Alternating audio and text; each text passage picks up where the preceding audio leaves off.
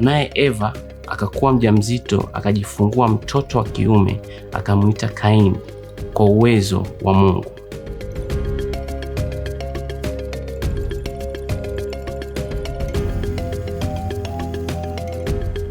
Kwa muda mwingine tena akapata ndugu yake Kaini, naye akamwita Abel.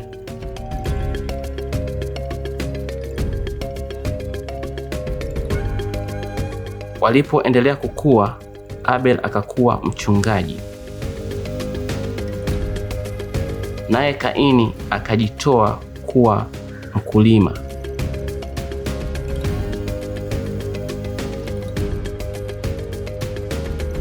Naye Kaini alipopata mavuno akatayarisha sadaka kwa Bwana.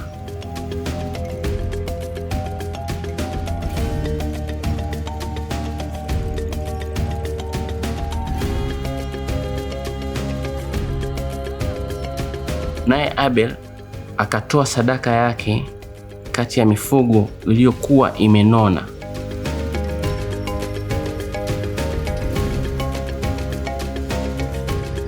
Naye Mungu akakubali sadaka ya Abel.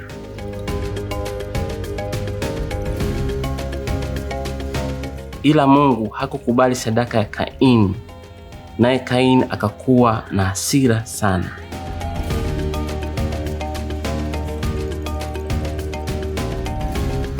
Naye Bwana akamuuliza Kaini, kwa nini uko na hasira kuwa sadaka yako haikukubalika? Ukifanya kitu kilicho sawa, sadaka yako itakubalika, lakini umekataa kufanya ilivyokuwa sawa. Kwa hivyo dhambi iko kwenye mlango wako na itakutawala. Kwa hivyo lazima ukuwe na ujasiri isije ikakutawala.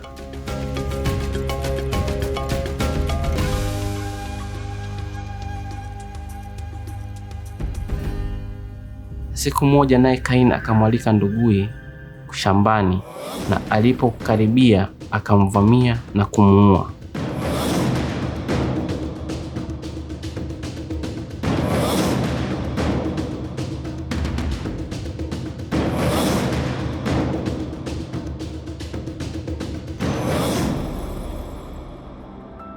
Naye Mungu akamuuliza Kaini, nduguyo Abel yuko wapi?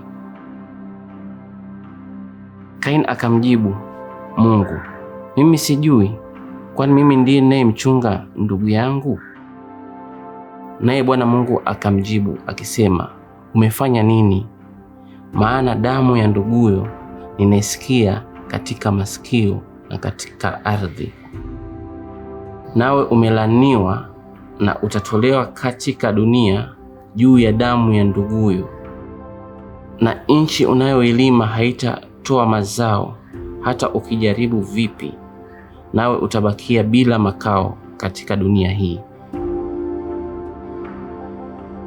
Naye Kaini akamjibu Mungu kwa kusikitika akisema, Bwana Mungu, adhabu ulionipatia iko kuu sana, hata mtu yeyote akiniona ataniua.